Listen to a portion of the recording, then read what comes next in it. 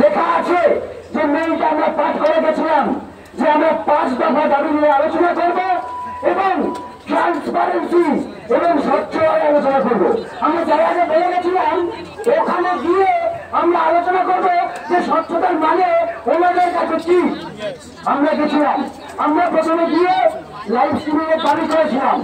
তারপর ওনারা বলেন যে এটা তো রেসিডেন্সিয়াল এলাকা, এখানে আমরা লাইভ স্ট্রিমিং করতে পারবো না। তারপর আমরা আলোচনা করে বলি ঠিক আছে লাইভ স্ট্রিমিং না করতে পারুন। আমরা ভিডিওগ্রাফার নিয়ে গেছিলাম, আমরা আমাদের সাথে ভিডিওগ্রাফার বন্ধুকে নিয়ে গেছিলাম। বিপক্ষ ভিডিওগ্রাফ করুক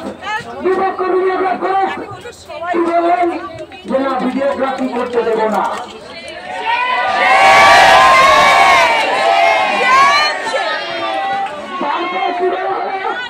তারপর আমরা বললাম যে ঠিক আছে আপনারা যে ভিডিও করছেন আমরা কি করতে চাইছিলাম, আমরা তো সদিচ্ছা দেখাতে গেছিলাম।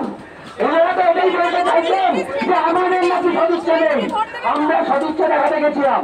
তারপর আমরা বললাম ঠিক আছে আমাদের ভিডিওগ্রাফারের দরকার নেই, আপনাদের যে ভিডিওগ্রাফার সেই ভিডিও করবে, আমাদের ভিডিওগ্রাফার বন্ধু সেটা প্লেটে দেখবে এবং সঙ্গে সঙ্গে ট্রান্সফার করবে।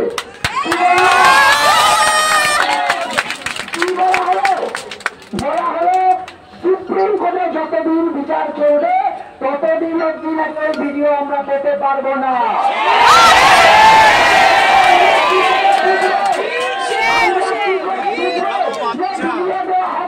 সেটা অভিযোগ নয়, টাইম নয়।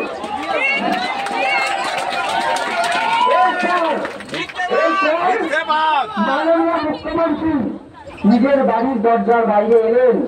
আমরা যে বৃষ্টি ভেজা 34টা ছেলে মেয়ে ওখানে দাঁড়িয়েছিলাম 3 ঘন্টা ধরে 2.5 ঘন্টা ধরে, তাদেরকে আমি বললেন যে দেখো এগুলো তো সম্ভব নয়, এসো ভেতরে এসো, বৈঠক না হোক, চা খেয়ে যাও।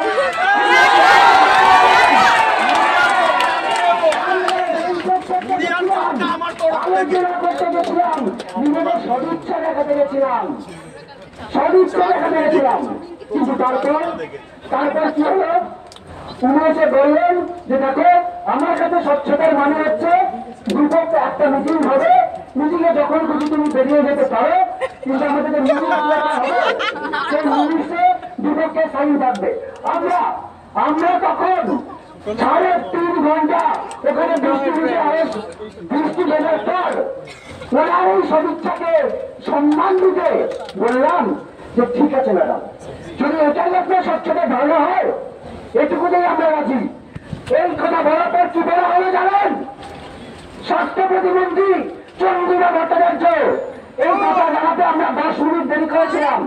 উনি বললেন যে আমরা অনেকক্ষণ ধরে ওয়েট করে ফেলেছি, আর আমরা ওয়েট করতে পারি না।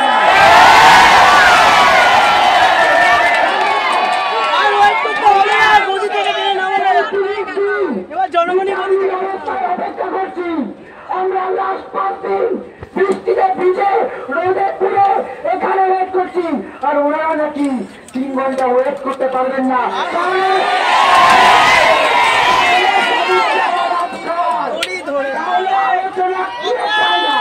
আমরা তো আলোচনা করতে গেছিলাম, আমরা আবার বলেছি যে আলোচনাই করতে চাই। এখন কি মনে হচ্ছে বলুন তো, যে একটু আগে এই যে আমাদের সহকর্মী তার এবং মার্ডার কেসে এই যে সন্দীপ ঘোষ এবং যারা তারা এটি গ্রেপ্তার হয়েছে এই খবরটা পেয়েছেন, তাহলে